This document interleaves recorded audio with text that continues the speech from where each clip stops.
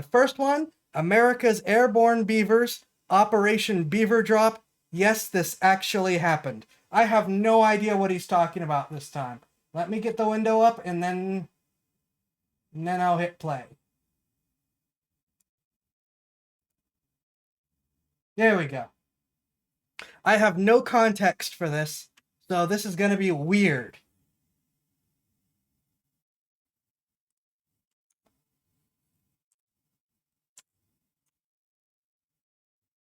This is easily one of my favorite stories of all time, and it is the epitome of it's not stupid if it works. Oh no. That's We're talking always about Operation concerning. Beaver Drop, that time that a bunch of World War II veterans that worked for the Idaho Fish and Game Department got assigned the task of relocating a bunch of beavers to a different habitat, and they decided that the cheapest, safest, most cost-effective way to go about that was to strap them to parachutes and throw them out of a plane. And we're gonna get Blue Kitty, you spoke a little too soon. Apparently, they are the animal type of beavers. effective way to go about that was to strap them to parachutes and throw them out of a plane. And we're gonna get into it right after this ad, because I got bills. This video is brought to you by Conflict of Nations, a free online PvP military strategy game. It is based on a World War III type scenario where you get to pick your own country, or you can pick a state inside of the United States, because that's really the only way to make it fair for everybody else. Otherwise, America would be the instant win. Personally, I always start out as playing Iowa for obvious reasons, and my first order of business every single time is attacking Minnesota and turning them from Minnesota into Upper Iowa. They can't win a Super Bowl, and they're not going to win this battle. It's an easy W. But you don't have to attack. Remember, this is a strategy game. You can be diplomatic and form an alliance with another nation and work together.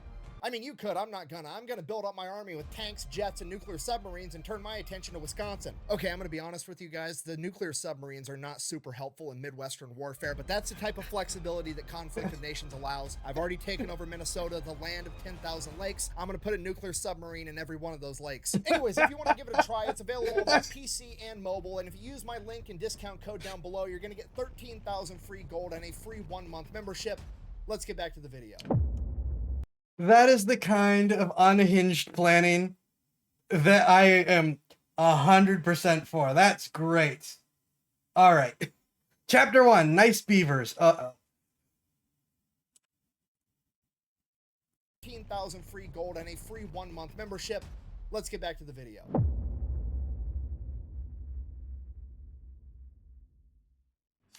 All right, let's just take this from the top. Beavers, okay, one of my favorite animals. Why? Because I believe it is the animal that is most similar to humans. And I know what you're gonna say. You're gonna say, what about monkeys? What about apes? What about chimpanzees? They've all got thumbs. Let me guess.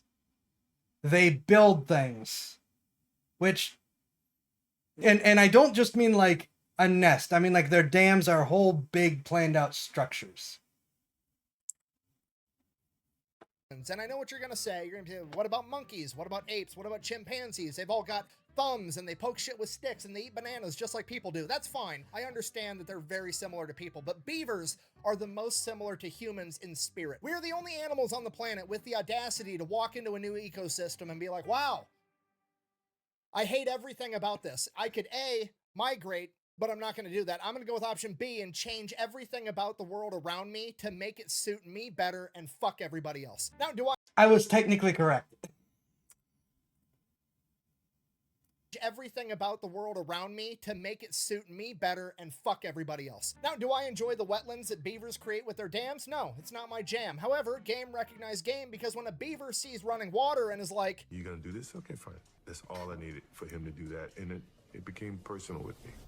it's no different than when it's July and it's hot out and I decide to turn my air conditioner on so I can domesticate the wind so that my balls aren't hot, okay? It's about changing the environment around you rather than changing yourself. Okay, it's just that species-wide main character energy of I don't need to evolve anymore, I'm perfect how I am, I'm going to evolve the world around me to some shit that I like more. So, while I have a great childish respect for beavers, unfortunately for the beavers, between the 15, 16, 17, 1800s, their furs made dope-ass hats and they were really popular all across Europe, and the beavers were almost hunted to extinction for their pelts. Okay, and as I'm sure you can imagine, no beavers means no beaver dams means no wetlands, and no wetlands messes up the entire ecosystem. Okay, we can't have it, we gotta quit killing all the beavers. So the early 1900s, people realized this, they put protections on the beavers, and we quit trying to hunt them to extinction, and actually try to help encourage their population to build back up, okay? Fast forward like 50 years, 1945, 1946, right around then, all the young men that went off and fought World War II are coming back home. They got a bunch of money from fighting that war. They want to get a wife, build a house, have some kids, do people things. So they start expanding. And one of the places this happens in is a town called McCall, Idaho. And they start expanding and the town gets bigger and bigger. And eventually it displaces a bunch of beavers that have been out in the woods doing beaver things for hundreds of years. And these new beavers get displaced and they go out and they start fucking up a bunch of farmers' fields and irrigation systems. And it gets to the point that the people in the town are just going to start shooting these beavers because they're messing everything up. At this point, the Idaho Fish and Game Department, presumably also full of World War I and World War II veterans, steps in and they're like, no, we're not gonna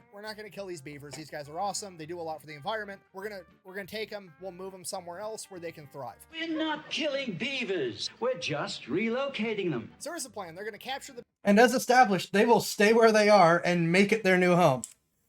We're not killing beavers. We're just relocating them. So here's the plan. They're going to capture the beavers alive. They're going to drive them as far as they can on roads, and then they're going to pack them in on horses and mules miles and miles into the wilderness where they're not going to be near any humans ever. And this is a complete disaster pretty much from the start. They capture the beavers alive, stick them in a cage, throw. Where do you find a clip that specific? I don't know, but I'm very curious too. If anyone finds it, please let me know.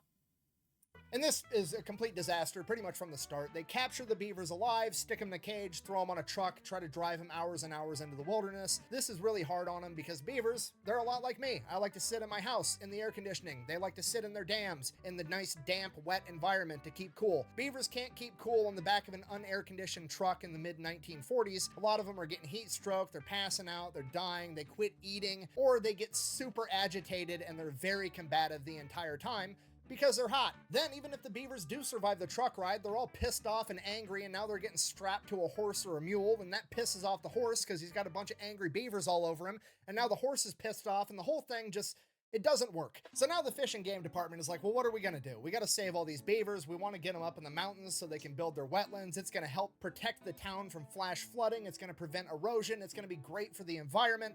We gotta save these guys. And one guy at the Fish and Game Department presumably is like, I got an idea. Hear me out.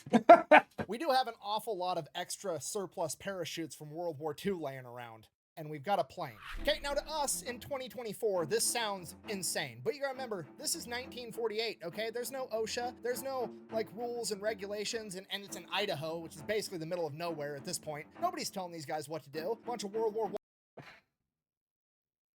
You know, Nick has mentioned it a lot, but grunts tend to get up to things. I also just realized my chat isn't on screen. Come on.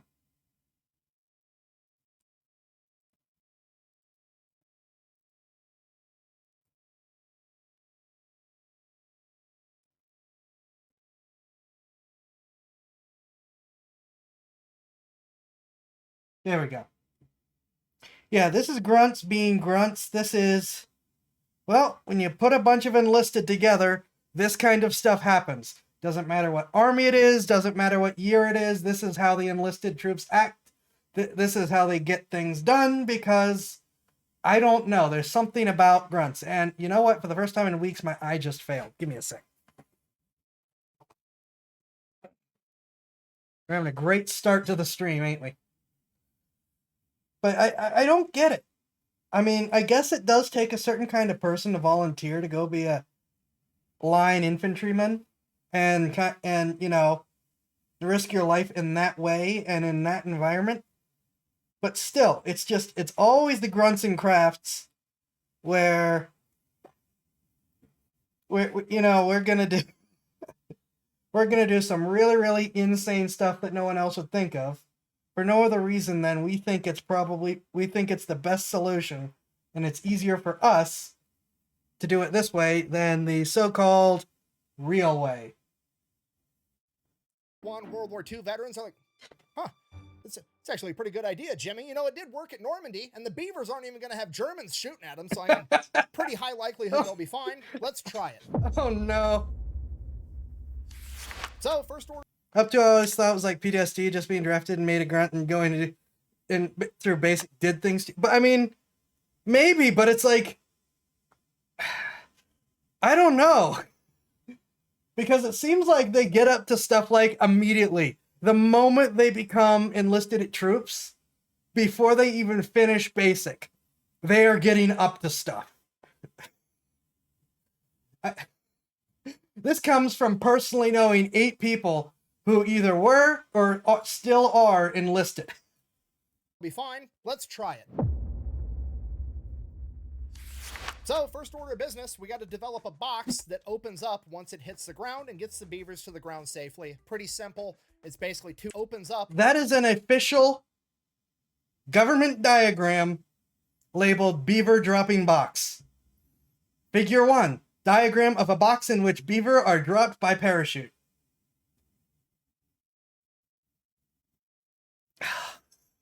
You gotta be kidding me. This is such a thing. Once it hits the ground and gets the beavers to the ground safely. Pretty simple. It's basically 2 halves of a box with some holes drilled in it. They weave the rope through. Once the parachute lands, there's no more tension on the rope. The box just kind of falls open. The beavers get out and start doing beaver things. Tension on the rope. The box just kind of falls. Weave the rope. And because they're made out of rope and wood, if something goes wrong, the beaver can just eat its way out. It won't even take an hour. It'll take like 20 minutes. Beavers just go right through wood. Once the parachute lands, there's no more tension on the rope. The box just kind of falls open. The beavers get out and start doing beaver things. So first we're going to test it before we put any innocent beavers at risk. We're going to take some empty weights, put them in the boxes, go up in the plane, drop them over the practice field, see how it goes. Goes fine the first couple of times. Okay, let's try it with 1 beaver just for practice. So they go ahead, they pick an older male. He's out of his breeding prime, potentially dangerous to some of the younger males. If something does happen, he's lived out most of his life. They name him Geronimo because they're a bunch of meatheads and that shit's funny. So they put him in a crate, they take him up in the plane, drop him off over the practice field from 800 feet. Geronimo makes it and survives. Now, obviously, we're not going to put all our beavers in one basket because of 1 successful test run. We need multiple test runs to be certain that this is going to work. And now that Geronimo is technically our lucky beaver, he's going to do it again. So he does. Geronimo does it again and again and again, and he keeps jumping, like more than 12 jumps this beaver makes. And by the end of it, the parks employees reported that Geronimo would actually run up to them and help them put him in the crate because he was ready to go again. This is animal abuse. And The beaver... The beaver decided it was fun. Oh my gosh. I mean, I've seen animals decide all kinds of stuff is fun, so I can believe it, but it's just so wild because this is one of those things that you would assume would absolutely terrify the critter. This was just like, nope, this is the best time I've ever had. Oh my gosh. Help them put him in the crate because he was ready to go again.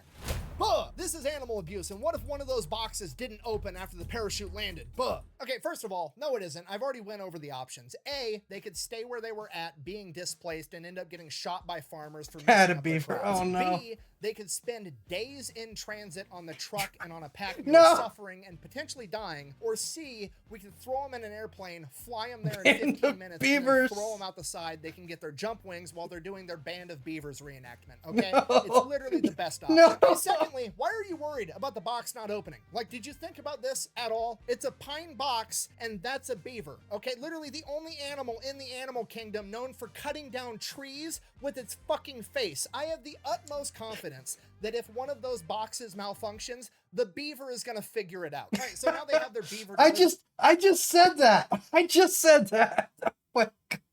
That I kind of want to hear that. I won't make you guys listen to it over and over again on stream. I am listening to that rant again. That was great. This is like the beaver version of a dog stick its head out. It is. It is. Delivery method, they develop a plan.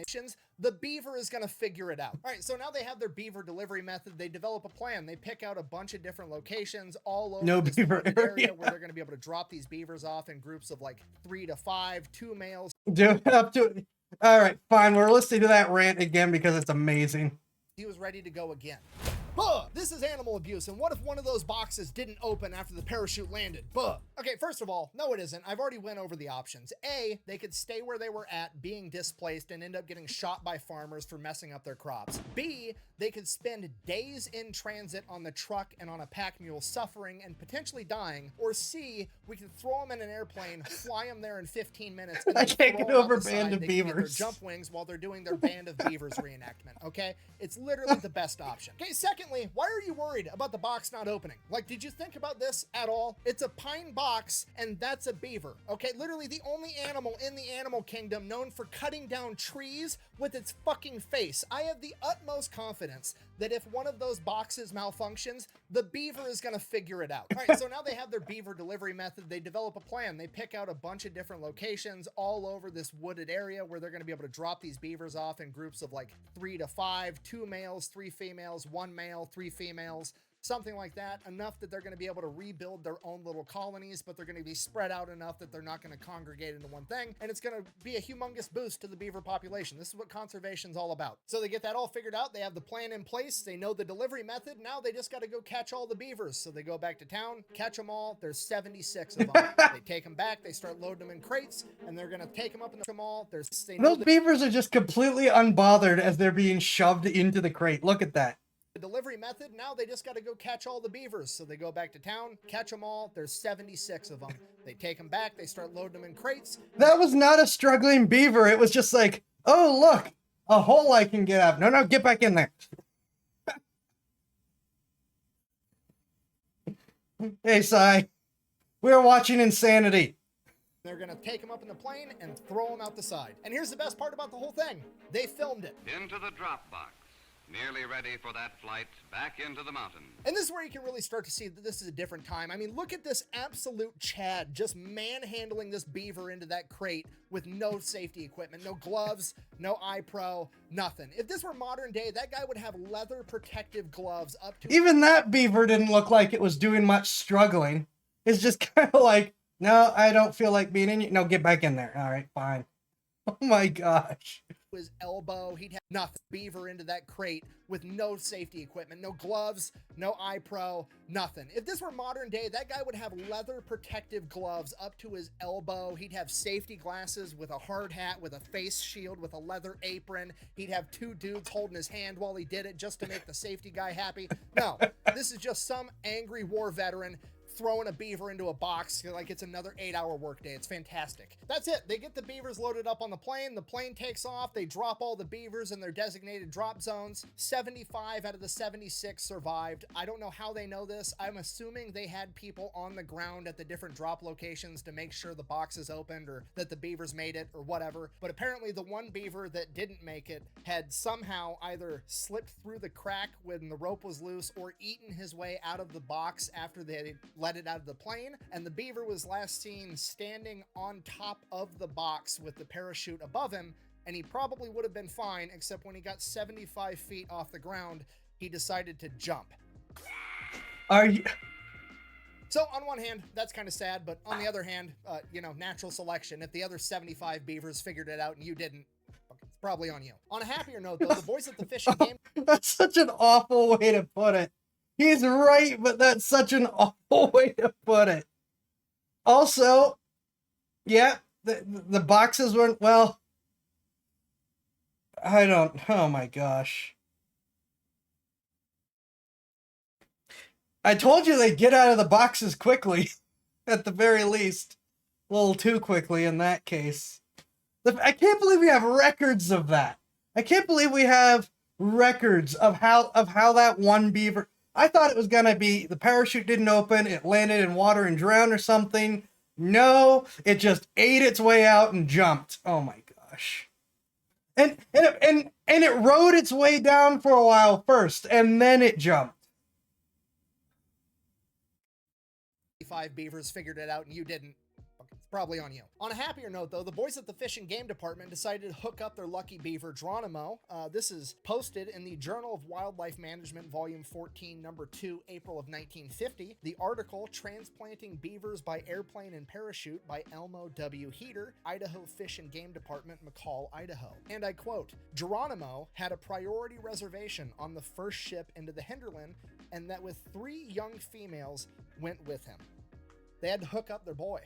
And he made it. Apparently they went to check in on him a couple years later, and his new colony was, and I quote, very well established. And Geronimo was not unique in that, because pretty much every drop zone ended up turning into a thriving beaver colony in the following years, because they kept tabs on this entire thing. And not only did it work, it was also super cost effective, because according to this journal, the cost of transplanting one of these colonies was $30. It was $2 for the box, $16 for the surplus cargo parachute, and the flight time, man hours, and fuel totaled to $12 for a total of $30 per colony. And just to be clear, that's the actual crazy part about this story. It's not the fact that they actually had airborne beavers to go save the environment. No, that seems pretty reasonable. The crazy part is that these guys back in the 1940s managed to get the job done, have fun, and record it, and they did it for like $300 to $500. Because we all know in modern times, if they wanted to do this, there'd have to be like a 15-year-long environmental impact study that costs the US taxpayers $25 million,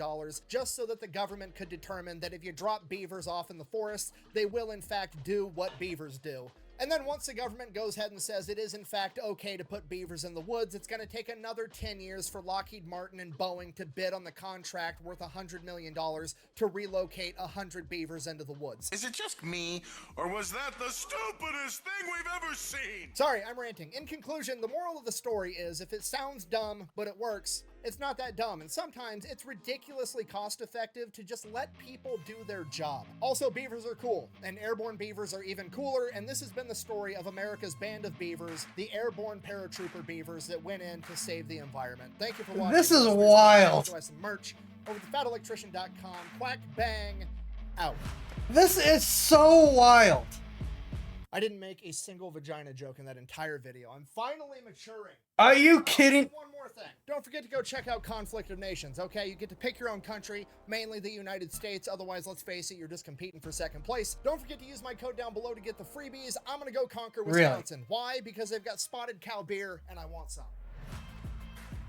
Sure. So we're clear, the Angry Beavers is a kid's cartoon.